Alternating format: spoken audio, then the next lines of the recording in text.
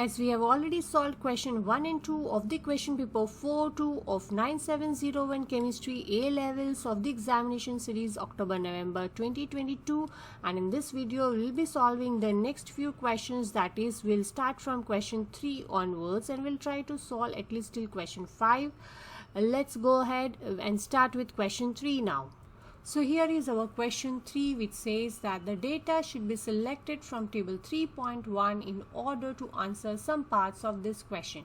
And here is our table 3.1 with some electrode reactions and the electrode potential values in voltage given here.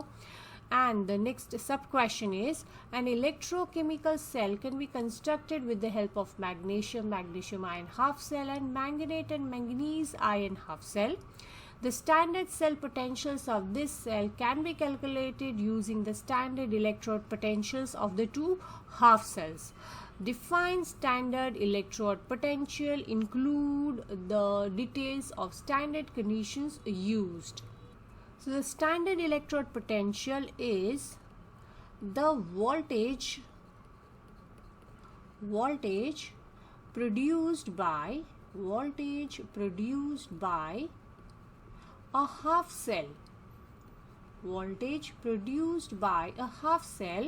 compared to, we are comparing it with standard hydrogen cell, compared with standard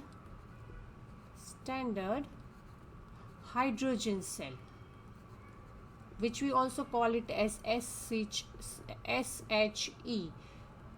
standard hydrogen cell. And the standard conditions are also to be mentioned here. So when the concentration of the electrolyte,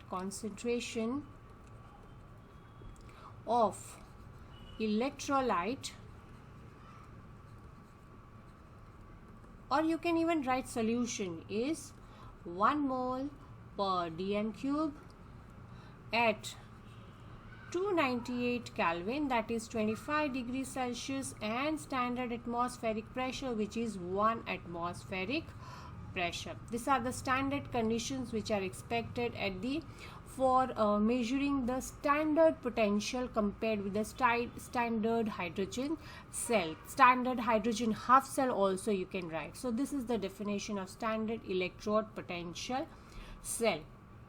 Now let's go ahead with the next part here. It says that complete the diagram to show an electrochemical cell for magnesium ion and magnesium half cell and manganate and manganese half cell. Label your diagram. So let's complete the half cell. Here I'm drawing a magnesium rod, or you can even draw a magnesium wire, and I'm going to label it as magnesium rod.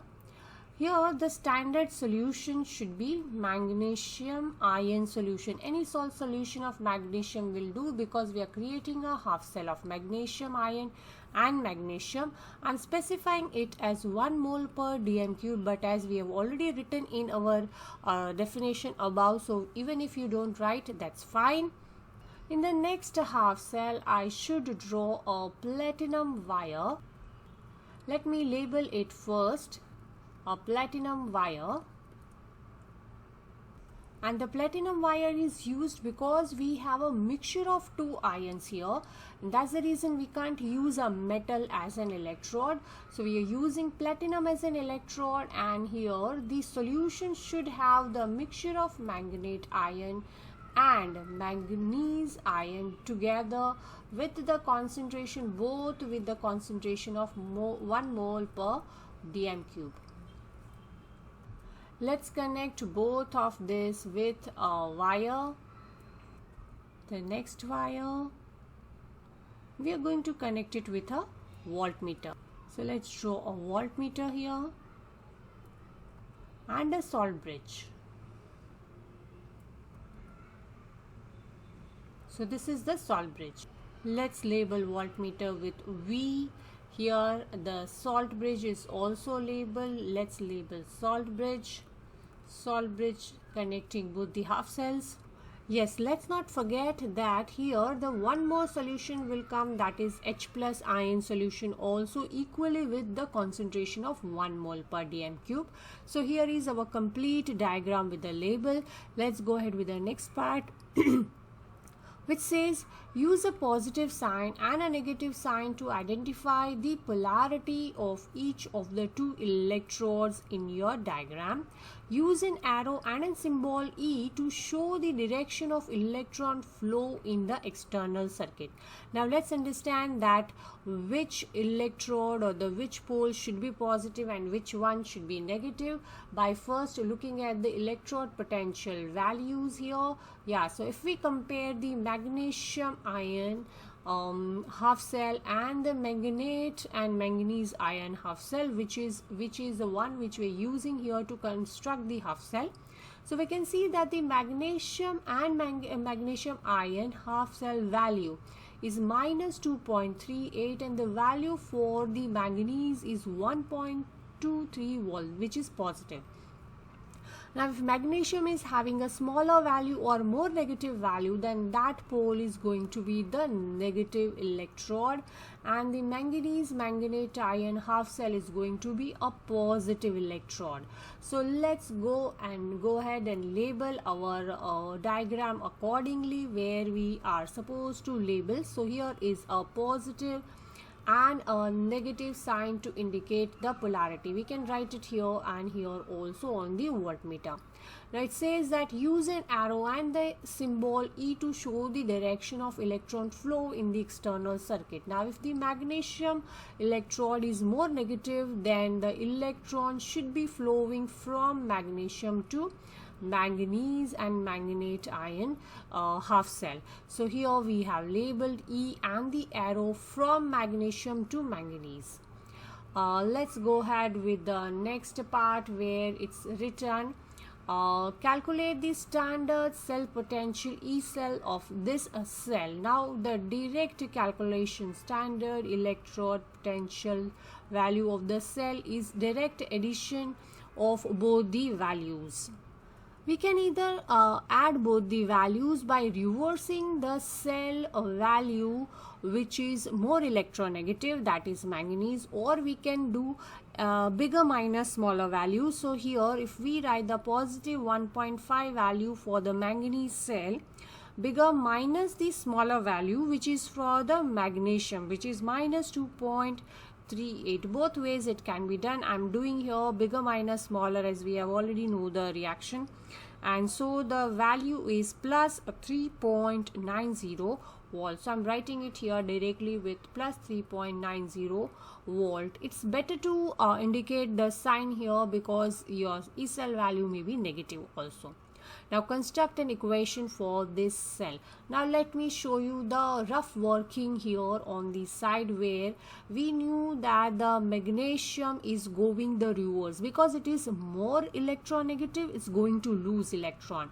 So first let's write the half cell of manganate and manganese ion, which is this. I'm writing it here. I'm just showing you the rough working so that you understand it fully.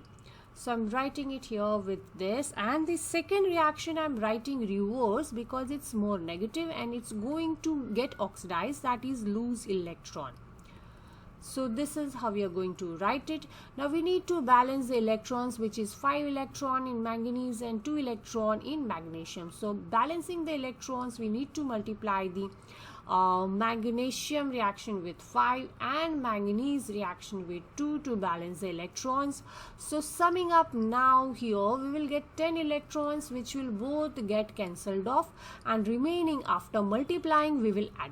So I'm writing it directly here by multiplying here is 5 magnesium plus 2 manganate ions plus after multiplying we get 16H plus.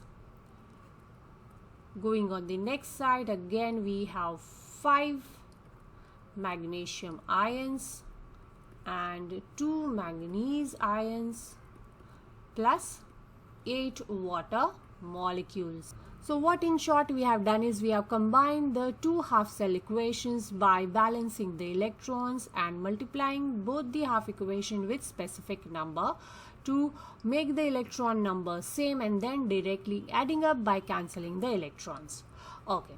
Next, we have predict how the cell reaction will change, if at all, when the solution of magnesium half cell is diluted by addition of a large volume of water. Explain your answer. Now let's first understand what happens we are adding a large volume of water. If we are adding a large volume of water, the magnesium ion concentration is going to decrease. So in this case, the equilibrium is going to shift towards the side with the magnesium ion producing more electrons, and the electrode potential value will become more negative, and hence if this value becomes more negative, overall there won't be much change. So there I would say no change will occur, no change in the cell potential value, because on dilution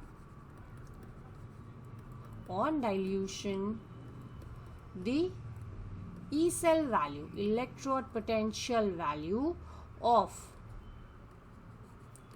Mg2 plus Mg will be more negative.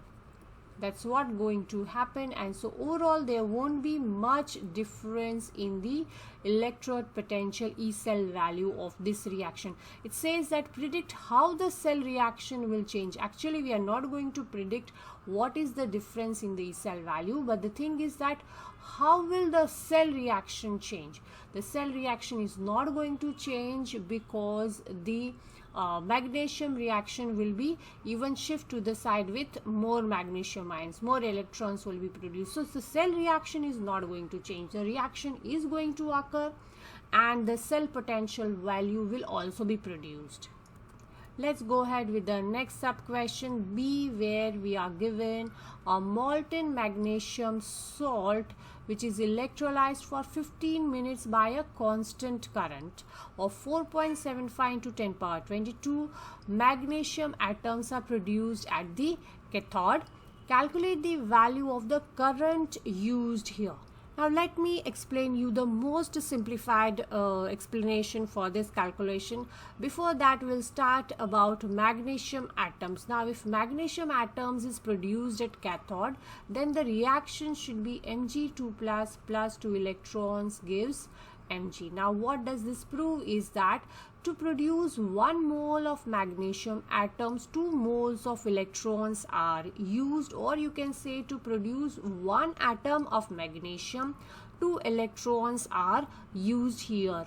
So I generally prefer explaining students the method of cross multiplication. So if we are using 1 magnesium atom, the current used should be 1.6 into 10 power minus 19, which is the current, or the you can say current carried by 1 electron. But as we are using 2 electrons to produce 1 magnesium atom, this should be multiplied by 2. Now the question is what is the magnesium salt is when magnesium atoms produced is 4.75 into 10 power 22. So here we are depositing 4.75 into 10 power 22 magnesium atoms, and what is the current or the charge used here? So the charge used here, there is a direct cross multiplication for this, and that is 4.75 into 10 power 22 into 1.6 into 10 power minus 19 multiplied by 2. So this is the charge used to produce this many magnesium atoms at cathode. And the value which we get is 15200 coulombs of the charge used to produce this many magnesium atoms. Now the question is that what is the current used when it is passed for 15 minutes and this much of charge is used. Now the direct formula is Q is equal to IT. The charge used is 15200 is equal to I into time is 15 minutes, but we are supposed to use it in seconds, so we are multiplying this with 60 here, and so the value of I by simplifying it will be 16.9 ampere. So here the answer is 16.9 ampere. Here is the end of question 3. Let's go ahead with question 4 here. Question 4 says that the value of solubility product KSP of iron 3 oxide given here with the following expressions. KSP expression is also given and the KSP value is also given, which is 2.0 into 10 power minus 39 mole power 4 dm power minus 12. Calculate the solubility of iron 3 oxide in water. Now what I suggest is that we should always write the expression first for the solubility, and so this is how I prefer writing, and this is how the equation should be for the solubility of the iron 3 oxide. Now as you know that see, I have simplified that iron 3 oxide in solid form is dissolving in water to form the aqueous ions. Now if the solubility, that is the solubility of iron 3 oxide, suppose if we take it X, then the moles of iron dissolved in water will also be X, but the moles of hydroxide dissolved in water will be 3x, because here is 3 times because of the 3 times iron hydroxide thrice because of the formula. So the solubility if we want to find for iron oxide is we need to find the value of X, and substituting all these values in the expression of KSP, which have also got the KSP value, so I'll write it as 2.0 into 10 power minus 39, which is KSP, is equal to the solubility of iron 3 ions, so which is X, multiplied by the solubility of hydroxide, which is 3x. Now it has also got the power 3, so power 3 is also kept here, and if we simplify here, it should be 2.0 into 10 power minus 39 is equal to 3x power 4 should be there. Sorry, not 3, it is 3 is also cubed, so it is 27x power 4. And if we find the value of X, the expression should be simplified the way I'm writing it here, and divide by 27 to the root of 4. To the root of 4, and for that the value of X obtained here is 9.28 into 10 power minus 11. So that's the value, 9.28 into 10 power minus 11. I hope the calculation is very clear. 3x is that's multiplied 3 times because the cube is here and the X value here, so X cube plus 1 more X, so X power 4, and the cube of 3 is 27. So this is how we are simplified guessing the solubility of iron 3 oxide as X. The next sub question is calculate the solubility of iron 3 oxide in 0.01 mole per dm cube barium hydroxide. Now barium hydroxide, we are dissolving it in the solution of barium hydroxide, which already contains the hydroxide ions. Again, what I prefer is write an expression for this. Now barium hydroxide solution, if we are taking, it's going to split into ions with Ba2 plus 2OH minus, and suppose if it is Ba2 plus 2OH minus and the concentration of barium hydroxide is 0.01 mole per dm cube, then the concentration of hydroxide is going to be double because of the stoichiometry of 1:2 here. So the concentration of hydroxide should be 0.02. And now if we substitute all these values in the KSP expression, which we already know here is 3 plus OH minus, which is power 3. So KSP value we already know, that is 2.0 into 10 power minus 39. We don't know the solubility of iron Fe3 plus, so that is written as such. And the solubility of hydroxide we have already known, that is 0.02 concentration of hydroxide, that should be multiplied, should be to the power of 3. Now if we find out the value of concentration of Fe3 plus, which is dissolving, then the value is 2.5 into 10 power minus 34. So I'll write it here, 2.5 into 10 power minus 34. Now we can see that the solubility iron 3 oxide was 10 power minus 11 something. Here it is 10 power minus 34, which is very less compared to the solubility of iron 3 oxide in water. So now let's go ahead with the next sub question, which will explain everything here. Iron 3 oxide is less soluble in barium hydroxide than in pure water. Name this effect. This effect is called common ion effect. Because of one of the ion common present, the solubility of any partially soluble substance, ionic compound, becomes very less. So, and that is called common ion effect. Okay, let's go ahead with the next sub question. The numerical value of Ka, that is acid dissociation constant of HBRO, is 2.00 into 10 power minus 9.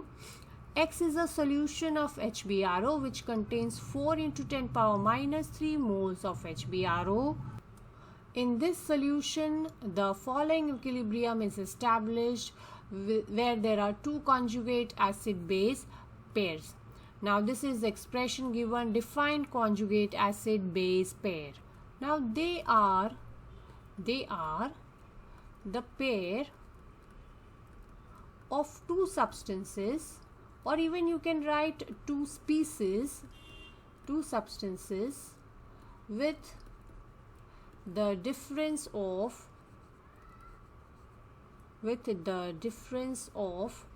1 H plus ion. With the difference of H plus ion. Okay, now identify two conjugate acid base pairs shown in the equation about pair 1 acid. If we talk about pair 1 acid, HBRO can be one pair, then its conjugate base should be BRO minus, because it has lost one H plus. So acid is HBRO, which is losing H plus, and the base is BRO minus. The second acid should be H3O plus, because it's having an extra hydrogen ion, and its base should be water after losing H plus. So the base is H2O. The next part of the question, third part, calculate the pH of the solution X, show all your working. Now if we want to calculate the pH, we need to know the concentrations which is given in the question here. So first, the numerical value of Ka given here is 2.00 into 10 power minus 9, and it has got the X is a solution which contains 4.0 into 10 power minus 3 moles of HBRO in 100 centimeter cube solution. Now that are the two values we need to remember to calculate the pH. So let's go ahead and calculate the pH for this solution. Let's first write the expression for H plus ion concentration, which is the root of Ka into the concentration of the weak acid. Now the value of Ka we already know, which is 2.00 into 10 power minus 9, and the concentration of acid is 4 into 10 power minus 3. If we find the root of this value, we get the H plus concentration is root of 8.00 into 10 power minus 11, and root of 8 should be 8.94 into 10 power minus 6. And to find the pH, we have minus log of the same value, that is 8.94 into 10 power minus 6, which ends up with the value 5.05 pH. Now a solution containing 2.0 into 10 power minus 3 mole of NaOH is added to the solution X. A buffer solution is formed.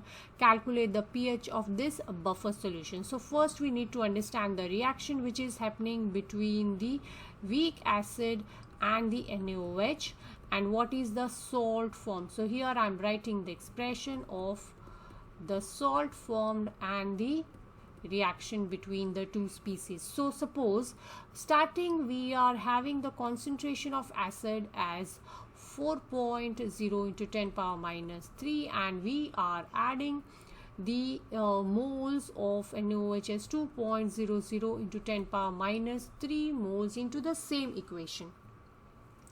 If we go ahead with that, then the same moles are used up when it reacts with 4.0 into 10 power minus 3, and that's the reason that the salt form will also be 2.00 into 10 power minus 3, and the remaining moles after reaction of acid will be 2.0 into 10 power minus 3 again.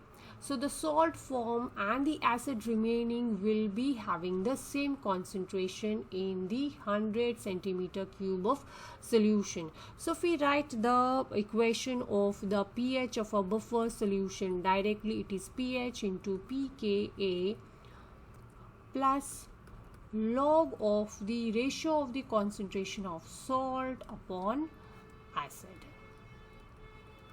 Now we know the value of K, so minus log of the Ka value, which is again 2.00 into 10 power minus 9, plus log of the salt and acid ratio. Now as we have already found out, the salt and the acid concentration is almost same, so the log of 1 it should be, which is again ends up with the 0 value. So pH is directly this value of minus log of Ka value, and the value which we found out for this is 8.69, or you can even write 8.7, 8.69 or 8.70, both of it is acceptable. So the pH of the buffer solution is 8.69.